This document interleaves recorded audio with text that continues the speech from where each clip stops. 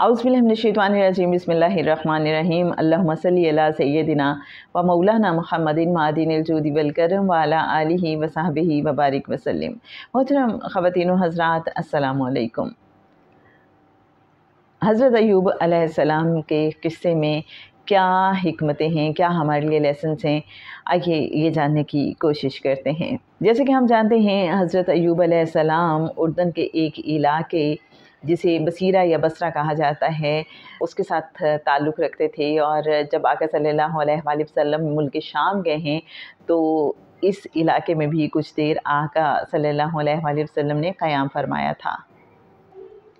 हज़रत अय्यूब अलैहिस्सलाम के सिलसिला नसब के हवाले से बात करें तो हज़रत याकूब अलैहिस्सलाम के जो बड़े भाई थे, जिनके बारे में ये भी कहा जाता है कि वो जुड़वां भाई थे ईसू अदोम, तो उनकी नस्ल में से हज़रत अय्यूब अलैहिस्सलाम हैं। यूँ हम कह सकते हैं कि हज़रत अय्यूब अलैहिस्सलाम का सिलसिला नसब हज़रत इसहाक़ अलैहिस्सलाम से होता हुआ हज़रत इब्राहीम अलैहिस्सलाम से जा मिलता है। हज़रत अय्यूब अलैहिस्सलाम की वालिदा हज़रत लूत अलैहिस्सलाम की औलाद में से थीं, और हज़रत अय्यूब अलैहिस्सलाम की जो वाइफ़ हैं वो हज़रत यूसुफ़ अलैहिस्सलाम के बेटे इब्राहीम की बेटी थीं, और उनका नाम रहमा या रहमत था। हज़रत अय्यूब अलैहिस्सलाम के 7 बेटे और 3 बेटियां थीं। इब्रानी में हज़रत अय्यूब अलैहिस्सलाम का नाम औब है, और तौरात में हज़रत अय्यूब अलैहिस्सलाम का नाम जॉब या युबाब लिखा गया है। हज़रत अय्यूब अलैहिस्सलाम जलीलुल क़द्र पैगम्बर, अपने इलाके के सरदार, बहुत ज़्यादा जाहो हशम के मालिक, बेहद अमीर, अल्लाह ने बहुत ज़्यादा नेमतों से उन्हें नवाजा हुआ था। हज़ारों की तादाद में माल मवेशी थे, इसी तरह से सैकड़ों की तादाद में ग़ुलाम थे उनके पास। बहुत ज़्यादा अल्लाह ने नवाजा हुआ था, और ऑब्वियसली वो बहुत ज़्यादा शुक्रगुज़ार भी रहते थे। हज़रत अय्यूब अलैहिस्सलाम लोगों को तौहीद परस्ती की दावत देते थे, एक अल्लाह की तरफ बुलाते थे। इसी तरह से इरफान ज़ात और मारफत इलाही की लोगों को तालीम देते थे। रास्तबाजी और शुक्रगुज़ारी हज़रत अय्यूब अलैहिस्सलाम की आदत थी। अब ये उनका पैटर्न ऑफ लाइफ था। फिर अचानक क्या हुआ कि सब कुछ ख़त्म हो गया। जनाब, यहाँ शैतान का हीला सामने आता है। एक रोज़ शैतान ने कहा कि हज़रत अय्यूब अलैहिस्सलाम ये जो अल्लाह के इतने ज़्यादा शुक्रगुज़ार हैं वो इस वजह से क्योंकि उनके पास नेमतों की फरावानी है। अगर उनके पास कुछ भी ना हो, सब कुछ उनसे छीन जाए, तो वो कभी भी अल्लाह की नेमतों का शुक्र अदा नहीं करेंगे, कभी भी अल्लाह के शुक्रगुज़ार बंदे नहीं रहेंगे, बल्कि गिले शिकवे पे उतर आएंगे। ऑब्वियसली अल्लाह को ये अच्छा नहीं लगा। अल्लाह ने कहा, लो मैं प्रूव करता हूँ कि तुम्हारी बात गलत है। इधर शैतान ने ये कहा, उधर क्या हुआ, हज़रत अय्यूब अलैहिस्सलाम की ज़िंदगी में यकलख्त तब्दीली आना शुरू हो गई। गल्ले के गोदाम में आग लग गई, सारा गल्ला, सारे एसेट्स तबाह हो गए।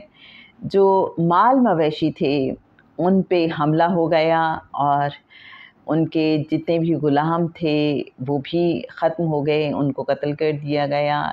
माल मवेशी सारे ख़त्म हो गए। उनकी सारी औलाद एक ज़ियाफ़त में शरीक थी, उस बिल्डिंग की छत गिर गई और सारी औलाद की डेथ हो गई। गोया सब कुछ ख़त्म हो गया। लोग हज़रत अय्यूब के पास आने लगे, एक एक करके बताने लगे कि लें जी, आपके तो गल्ले के गोदाम को आग लग गई है। फिर कोई आता है तो कहता है कि जी, आपके तो माल मवेशी सब लूट लिए गए हैं, आपके ग़ुलामों को कत्ल कर दिया गया है। फिर कोई आता है तो कहता है आपकी सारी की सारी औलाद मलबे तले दब के ख़त्म हो गई है। पै दर पै बुरी खबरें, तकलीफ़ दी खबरें, लोग अपने हवास खो बैठे हैं। लेकिन हज़रत अय्यूब अलैहिस्सलाम हर ख़बर सुन के अल्हम्दुलिल्लाह शुक्रगुज़ार हैं, कोई गिला शिकवा नहीं। हत्ता कि कहते हैं कि मैं माँ के पेट से नंगे बदन पैदा हुआ था और जाऊँगा भी ऐसे ही। तो जिस रब ने मुझे वो सब कुछ अता किया था उसी का था, उसने वापस ले लिया तो क्या हुआ। बस यहीं पे नहीं हुई, बाकी सब कुछ ख़त्म हो गया। उनकी अपनी ज़ात बची, लेकिन ऐसी बीमारी का शिकार हो गए کہ سر کی جلد سے لے کے پاؤں کے تلوے تک جسم پہ پھوڑے ہی پھوڑے، اور ان میں کیڑے پڑ گئے۔ ایسی بے چینی ہے کہ بس ایک ٹھیکرے سے کھجاتے رہتے ہیں جسم۔ آسان ہے یہ، اس کو برداشت کرنا، اس پہ صبر کرنا آسان لگتا ہے آپ کو؟ نہ کوئی اب مالی آسائش ہے، نہ کوئی اولاد ہے کیئر کرنے کے لیے جو آنکھوں کی ٹھنڈک ہوا کرتی ہے، نہ کوئی خدمت گزار ہیں، کچھ بھی نہیں ہے۔ فنانشلی سب کچھ ختم ہو گیا، مال و اسباب، اولاد، سب کچھ ختم ہو گیا ہے۔ اپنی ایک صحت ہوتی ہے انسان کی، وہ بھی ختم۔ ایک بیوی خدمت گزاری کے لیے موجود ہیں۔ آپ سوچئے، یہ 1 2 3 دن کی بات نہیں ہے، 2 4 دن کی یا 2 4 ہفتوں کی بات نہیں ہے۔ اس کیفیت کو 18 سال گزر گئے۔ 18 سال کہنے کو آسان بات ہے، کہنے کو ایک جملہ ہے، لیکن ایک ایک لمحہ اس کنڈیشن کے ساتھ بتانا اور پھر اس پہ صابر اور شاکر رہنا کہ اگر جسم میں جو کیڑے پڑ گئے ہیں وہ نیچے گرتے ہیں تو واپس اٹھا کے رکھ دیتے ہیں۔ یہ روایات میں آتا ہے۔ کیوں؟ کہ تمہاری تو یہ خوراک ہے میرا جسم، تم تو موج کرو۔ اللہ کی رضا میں راضی ہونے کا بھی اس میں ایک پہلو ہے۔ پھر ایک بات جو ہم نے اور دیکھی کہ ان کے جو 3 قریبی دوست تھے وہ ان کے پاس آئے جب انہیں پتہ چلا کہ حضرت ایوب علیہ السلام کے ساتھ یہ سارے واقعات پیش آئے ہیں، ان کا سب کچھ تباہ و برباد ہو گیا ہے اور خود بھی وہ بیماری کا شکار ہو گئے ہیں۔ آگے وہ کچھ نہیں کہتے، 7 دن 7 راتیں ان کے پاس خاموشی سے بیٹھے رہتے ہیں۔ تو یہ کیا سمبل ہے ہمارے لیے؟ ہمیں کیا بتانے کی کوشش کی جا رہی ہے؟ ہمارے اتصال النبی صلی اللہ علیہ وآلہ وسلم کے لائیو سیشن میں اس پہ بات بھی ہوئی۔ عمر صاحب نے ہمارے پھر واٹس ایپ گروپ میں ایک بڑی کمال بات کی۔ مریم صاحبہ نے بار بار اس پہ کویسچن کیا کہ یہ 7 دن اور 7 راتوں سے کیا مراد ہے اور 3 دوست ہی کیوں؟ تو عمر صاحب انہوں نے اس کو اس انداز میں بیان کیا کہ دیکھنا، سننا، بولنا، یہ ہماری 3 مین حصے ہیں۔ اگر ہم 3 دوستوں سے مراد یہ لے لیتے ہیں اور اس کے بعد ہمارے شعور سے لا شعور تک کے سفر کے 7 درجات ہیں، جہاں پہ پھر اس کو کچھ لوگ یوں بھی سمجھاتے ہیں کہ 6 دن میں زمین و آسمان کی تخلیق ہوتی ہے اور 7ویں دن عرش پہ استوا کی بات ہے۔ تو جب انسان پہ کوئی مشکل وقت آتا ہے اللہ والوں پہ، ایک اوبویسلی وہ جو کنیکشن کا ٹائم ہے، شعور سے لا شعور تک کا سفر اور وہ کنیکشن اور پھر اس لیول کو اچیو کرنا جس کو ہم عرش عظیم کہتے ہیں، تو اس کو اس انداز میں بھی سمجھا جا سکتا ہے۔ بہرحال معرفت والوں کے ہر چیز کو دیکھنے کے اپنے انداز ہوتے ہیں، لیکن ظاہری طور پہ دیکھیں تو یوں بھی سمجھ آتی ہے کہ بعض اوقات لفظ ختم ہو جاتے ہیں، بعض اوقات دل جوئی کا ایک انداز صرف یہ ہوتا ہے کہ اپنی پریزنس کا احساس دلایا جائے کہ ہم آپ کے ساتھ ہیں، ہم آپ کے اس پین کو محسوس کر سکتے ہیں۔ اور حضرت ایوب علیہ السلام کے معاملے میں تو یہ نظر آ رہا ہے کہ جو وہ دوست آئے ہوں گے وہ سیکھ کے گئے ہوں گے کہ شکر گزاری کیا ہوتی ہے۔ انہوں نے ان 7 دنوں میں یہ سیکھا ہوگا کہ اتنے راضی برضا ہیں، یہ اتنے شکر گزار ہیں۔ مجھے تو یہ لگتا ہے کہ وہ خود انرجی لے کے وہاں سے اٹھے ہوں گے، جی ہاں، پازیٹیو انرجی، اور زندگی کے لیے ایک لیسن کہ جتنی بھی بڑی مصیبت آ جائے، راضی برضا کیسے رہنا ہے، شکر گزار کیسے رہنا ہے، اور صبر ہوتا کیا ہے۔ اور جناب اس قصے میں ایک اور بڑی انٹرسٹنگ بات ہمیں نظر آتی ہے، سیکھنے والی بات، کہ جب ہم کسی بھی ٹیسٹ میں سے گزارے جا رہے ہوتے ہیں تو خود تو اگر ہم شاکر ہیں، صابر ہیں، تو ہم دوسروں کو بھی الاؤ نہیں کریں گے کہ وہ ہماری سچویشن پہ کوئی کمنٹ کریں، کوئی نیگیٹو کمنٹ، اگرچہ وہ اظہار ہمدردی کے طور پہ ہی کر رہے ہوں گے، لیکن ہم نے نہیں کرنا، کیونکہ اگر ہم دوسروں کو الاؤ کریں گے تو ہو سکتا ہے کہ ایک وقت آئے کہ ہمارے حوصلے کچھ پست ہونے لگیں، کیونکہ یہ نا امیدی والی کوئی بات کرنا یہ شیطان کا وار ہوتا ہے۔ جیسے حضرت رحمہ جو حضرت ایوب علیہ السلام کی وائف ہیں، تو ایک روز وہ حرف شکایت زبان پہ لے آئیں اور وہ اتنے ناراض ہوئے کہ انہوں نے کہا کہ میں جب صحت مند ہو جاؤں گا تو میں تمہیں 100 ڈنڈے ماروں گا۔ یہاں دو چیزیں سمجھ آ رہی ہیں کہ حضرت ایوب علیہ السلام کو یقین تھا کہ وہ صحت مند ہو جائیں گے، یہ ٹیسٹ ختم ہو جائے گا، رائٹ۔